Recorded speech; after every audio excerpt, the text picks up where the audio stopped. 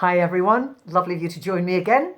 And this week I thought we'd get down to brass tacks as we are getting nearer and nearer to us getting together again. Fingers crossed, this is all looking quite favourable. So we'll see how we go, and obviously I'll keep you all very informed.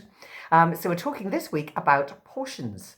Now, portion size is difficult because everybody has a different idea of what a portion size should be. You've only got to look at the packets in stores and you think, wow, is that really just for one person? Or sometimes you think, that's never big enough for one person. However, we need to get some kind of agreement on what is a suitable, healthy portion for most foods. And there are easy ways that we can deal with this.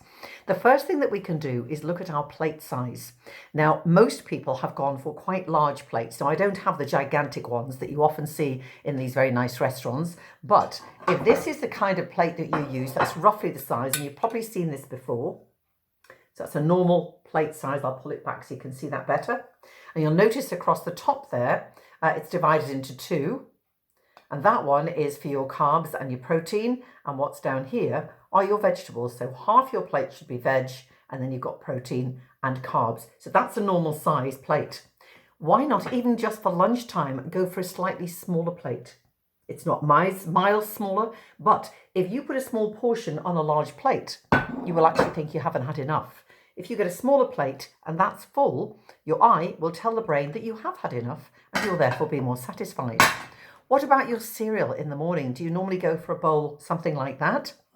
It's quite large, so maybe try going for a bowl more that size. It will look more or as much. Your brain will be satisfied, but you're not perhaps eating quite as much as if you filled that one up. Also, and I'm sure this is really going to be popular, your wine glass size. The modern wine glass is round about that on average. There are much, much larger ones about, as we know. That's the old style wine glass. So maybe dig them all out. Maybe you've got your mum's or even your granny's old wine glasses. Dig them out. It could be your old wedding crystal. Dig that out and use it again. Okay, moving on. So what about things like a baked potato? We know that sometimes you go to a restaurant and this boat is presented in front of you, roughly your fist. Not two fists, and certainly not that, which is almost the size that you can get in many restaurants. So use your fist, roughly that is for a baked potato. Pasta, I would go for a small mug. Mugs, again, come in various sizes. You can see in relation to myself, roughly that kind of size should be fine. That's cooked pasta, not uncooked. If it was uncooked, you could be eating it for a week. And with rice, try a teacup. Teacup's a good measurement for your rice, and again, that is cooked rice, and it's handy because you can actually use it to serve as you can with the mug. So pasta, rice, give that a go. Okay, moving on.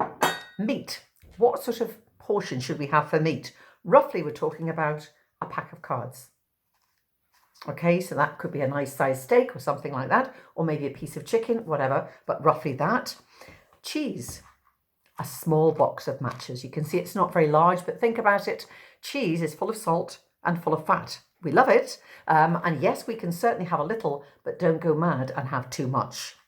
If you're going to go out and get a scone, really look at it and make sure that it is more that size, which is a drink mat size, and not that size, which is a CD size. And believe it or not, you can actually get them larger than that. Then what we do is put something on those pancakes or scones. So if you can make sure that you're only using that small spoon to put a little bit of jam, and if you're using any oils or fats, think of a 10p piece. So you can see that quite clearly. I'll put it against my jumper. A 10p piece for oils and fats. I know, not much. Ice cream, 1 scoop. Are you depressed? Of course you're not. We need to think sensibly about the kind of things that we are having. As I said, we can quite easily slip into eating the wrong foods. And even when we're eating the right ones, if you don't watch your portions, you can be amazed. You can be eating almost double the calories that you would normally have. And that will soon put on weight. So just as an overall summing up, if you use your hands, so your fist is your carbs and your fruit. Then you've got the palm of your hand for your protein, so things like your fish and your meat. Your thumb is for cheese and nuts.